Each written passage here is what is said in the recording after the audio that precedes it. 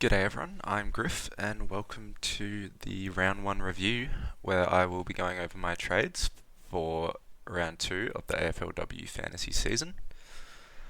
We had an okay first week. I'm currently ranked 314th with a score of 1850. I'll go through the team and then discuss some trades that I'm thinking of making, but I'm very happy with how my primos did in round 1. I just am a little bit disappointed with some of the rookies I chose, and a few last minute decisions has cost me maybe 100k here or there. So we're gonna have to try and make that up. But I will quickly go through the team. So started Zippy. My team is a lot different to the team that I showed off in my team reveal. To be honest, I've changed a fair few of the positions, but stuck true with my kind of top end primos for the most part. So stuck with Zippy. She scored a ton. I think she's my D1 still. I think pretty clearly, and then Tani and Maddie are probably right in a tier right below that, with maybe a couple of others. So very happy to have those three, D1 to 3, and they will hopefully be season-long holds for me. Ella Heads did well, had the kick-in role that I was hoping for, and yeah, I'm pretty happy to have her. Charlie Thomas did have a better score in round 1, but I think I'm happier with Heads' role.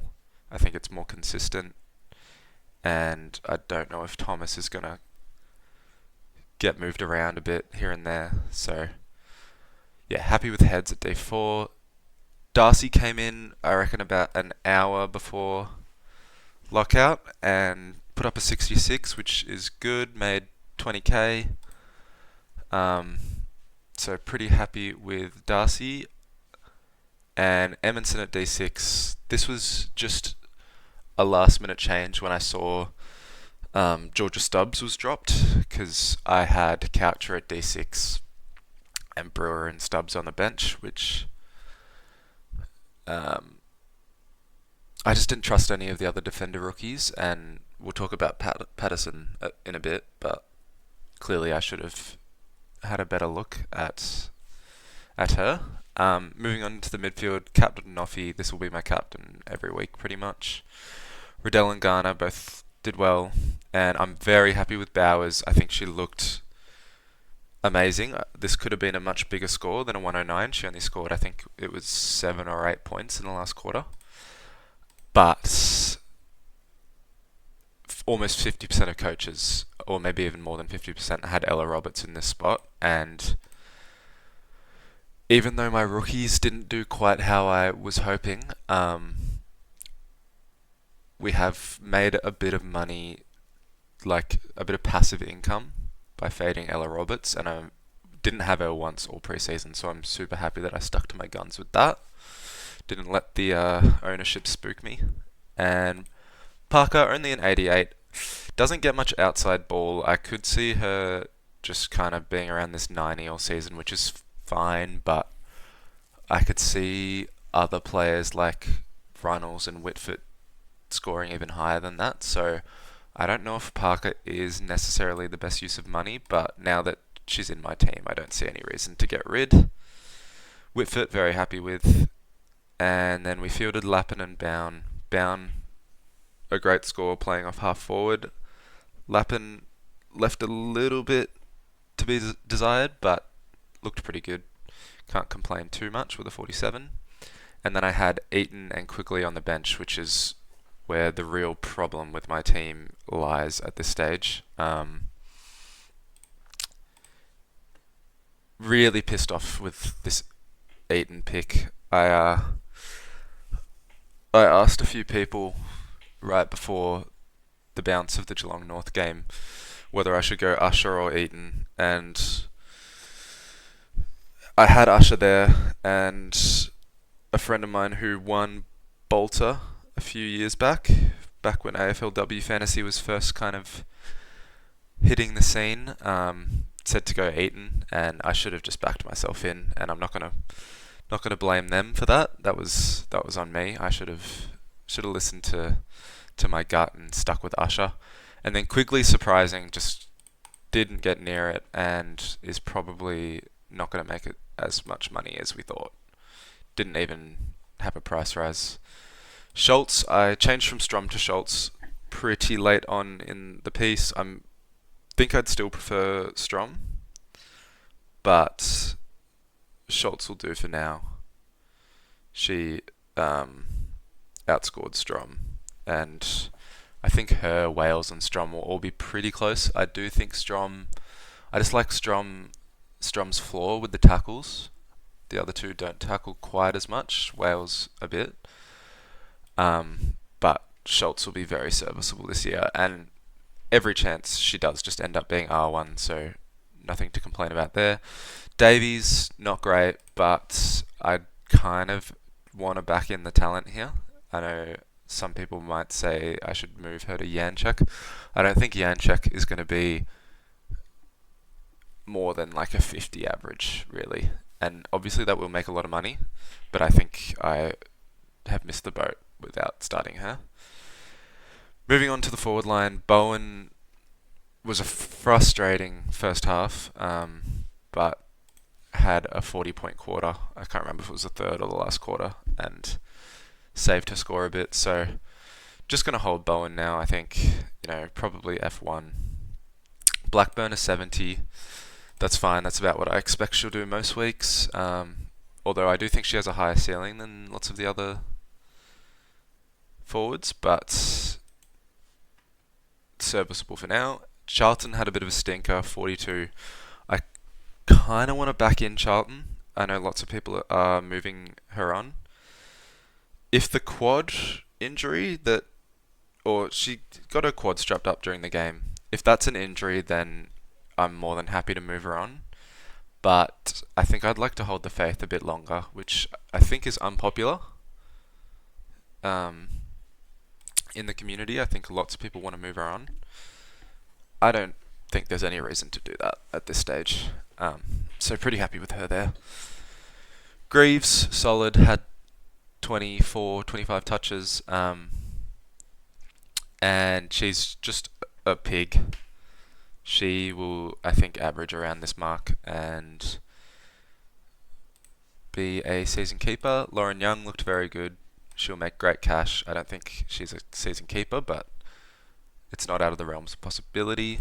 And I had Slocum F6, which was a mistake. Huge mistake, actually, considering Skepper was right there. Just a huge oversight on my part to not even look at Skepper. Like, this is someone with multiple seasons averaging mid-50s. I think she even had a high 60s season. Like, that's just unforgivable. That is a mistake. There's no two ways around that. So I will look to get Skepper in. I think she has plenty more money to make. Barwin, serviceable on the bench. That's fine. And then I did like Kelly's role. It was exactly what I was expecting. Has good junior numbers. Good numbers in the Sandful. So I'm very happy to hold on to Kelly for now, and hopefully she can get the cash gen going. So, let's go line by line. Biggest story in the defender line was probably Violet Patterson. Put up a 100. I think this is largely due to the fact that a few of Collingwood's main defenders are out, and they are expected to be back in the next couple of weeks. So she's going to make a shit ton of cash in the next couple of weeks, and definitely a strong trade-in option who I am considering. I've looked at different ways to get her in. The problem is that I've started a very solid backline, and I don't really want to get rid of any of them. Doing Brewer to Patterson for an extra 2 something 100k feels not great. I think I'd rather just hold Brewer. So at this stage, she's not in my trades, but definitely one that I'm still considering.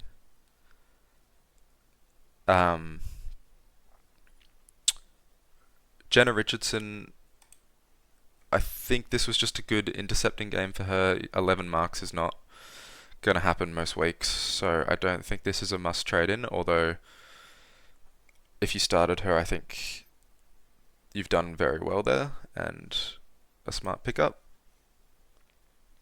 And Lucas Rod's upgrade target. Wasn't expecting her to have the role that she did, but she'll be top 6 now for sure, assuming she holds that role or they hold that role. O'Shea will do this without Carney, and then Thomas is the high-owned one who I am pretty happy to just keep fading and see what happens with Thomas. I think Thomas will do about 65 if she's off half back, and if she's in the midfield, I think she'll do about the same. I honestly think she's about a 65, and this was just a huge last quarter that got her this out of the box kind of 85 score. Although the TOG's good. Other than that, I think there wasn't any massive scores in the back line that rang off any alarm bells. Moving on to the midfield, this is where a few things were happening. Let's see. We had Gardiner dropping a 90 and losing over 100k. I think if I had Gardiner, I would probably move on and try and get her back as soon as possible. But she can also be a hold. I think, yeah, I had Gardiner all preseason until some information came out that she hadn't trained for like 3 or 4 weeks right before the season, and I wasn't aware of this before I made my team reveal, but as soon as I heard that news, she was straight out, and I swapped her for Riddell, who I'm pretty happy with, and she will be an early upgrade target. There was also, I thought Runnels looked really good. Great pick if you picked her. Where is Ava Usher? 78 from Usher, had 7 free kicks for. Very frustrating game to watch as someone who took her out 5 minutes before the Geelong North Melbourne game. I've done myself out of 100k there, so we'll have to make that up somehow across the season, and it definitely does put you behind a bit, but AFLW Fantasy is all about getting the biggest cash generators, and I think she is a must-have. So definitely planning to bring in Usher at this stage. The other rookie in the midfield who I am really big on is Jordan Allen. Had a few kick-ins. They were using her a lot. She looked like a very, very comfortable AFLW player. She looked like not a first-year player. And I would love to get her in too if I can. Marlo Graham's one who I was worried about getting dropped when Ali Anderson is back, but they've said now that she's out for a few more games. Either way, I'm still just going to steer clear of this one for now because I'm a bit more confident in some of the other cash generators, but a great pick if you started her. And the big one is Ella Roberts dropping a 53. This is honestly huge for me because she's now very clearly my first upgrade target, and considering how badly I picked my rookies, I think she's kind of going to be a saving grace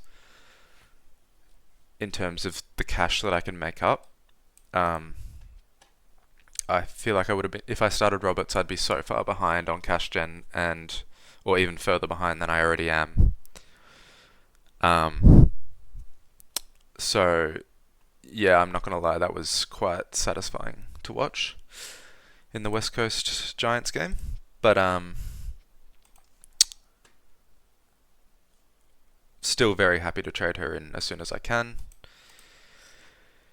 In the ruck line, um,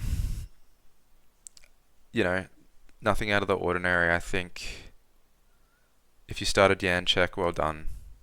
She's probably going to be the best ruck rookie, but I think Davies will be fine.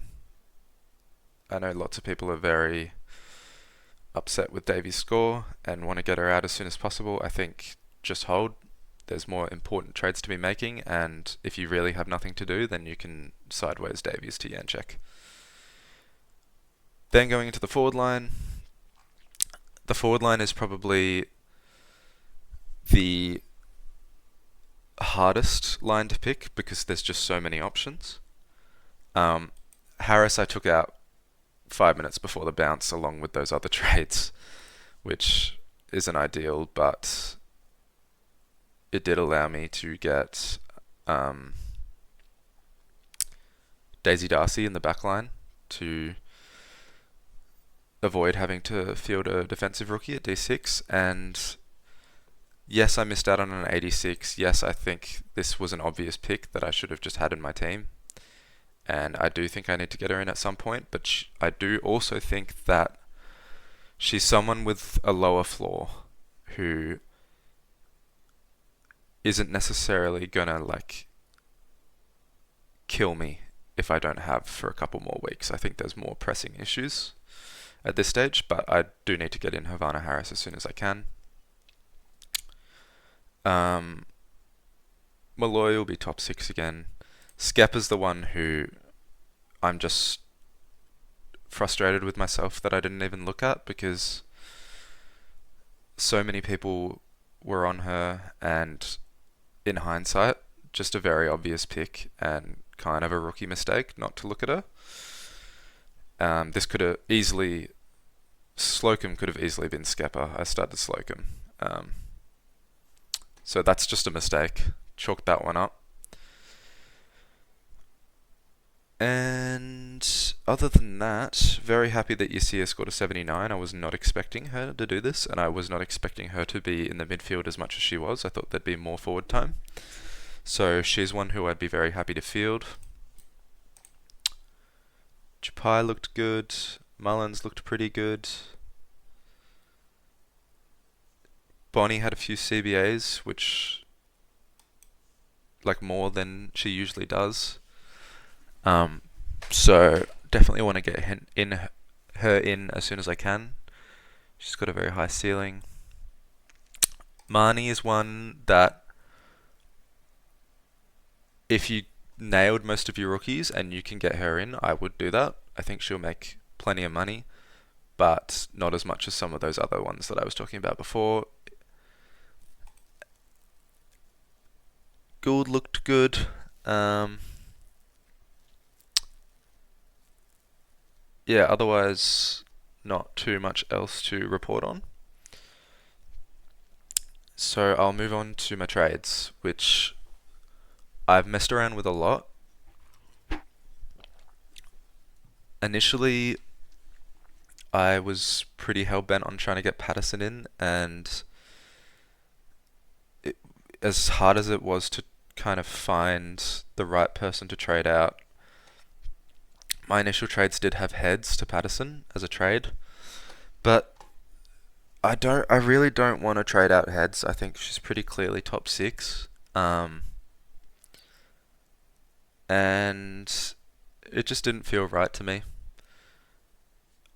And thinking about all the cash generators, I think Patterson's the most likely to just drop 240s in a row after this. Especially if some of those Pies defenders come back. She didn't have any of the kick-ins. She apparently, I didn't watch most of the game, but I hear she was just kind of chipping it around in the back line with Tani White. That might happen again for another game. They've got a good defensive matchup, and I would love to have her in the team. I would probably be looking to bring her in if I have nailed a few more of my rookies, but just over the length of the season, I think the players that I am looking to trade in will make more money. And that is, first of all, Ava Usher. I think this is a very clear fix-up that needs to be made. And then I'm also going to do Quigley to Allen, which leaves me with negative 204k, which I need to find from somewhere. So these two have kind of been locked in, and then I've tossed up a few different options for how I can make the money to trade these two in. My first route I went, as I mentioned, was heads to Patterson. Then I looked at Bowen to Havana Harris, which left me with about 40k. I don't mind Bowen to Havana Harris, but I think the chance that Bowen just comes out and scores 100 and Harris has a 50 next week is pretty high. And I'll be too frustrated watching that if that does occur. So what I've landed on at this stage is Blackburn to Skepper. I don't want to trade out Blackburn. I think it's a pretty similar situation to heads. I think Blackburn can be top 6. But I think there is so many options in the forward line other than Blackburn. Whereas heads I see as a very clear top 6 in a different tier to the tier below her. And I think I can make up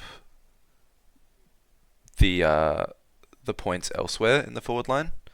So I've got Skepper as my trade-in, as my third trade-in, and that way I can field both Yasir and Skepper and bench Slocum and Bowen, which just makes me feel a lot more comfortable in each position, I think.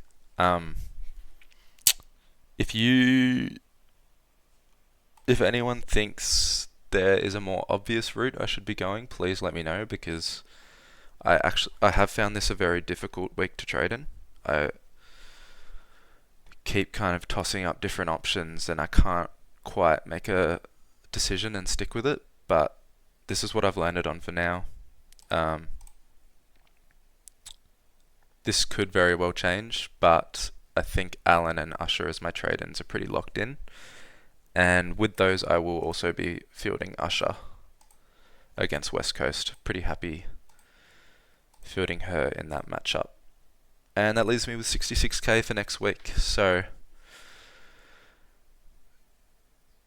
watching the Collingwood game is going to be a bit rough this week without Patterson. But hopefully I can make up that money elsewhere across the team. And Marinoff, Riddell, Garner and Bowers can just start piling on the points for me, and I can climb up the ranks a bit over the next few weeks and flesh out a proper team. So yeah, hope you enjoyed this brief review of round 1, and good luck everyone in round 2.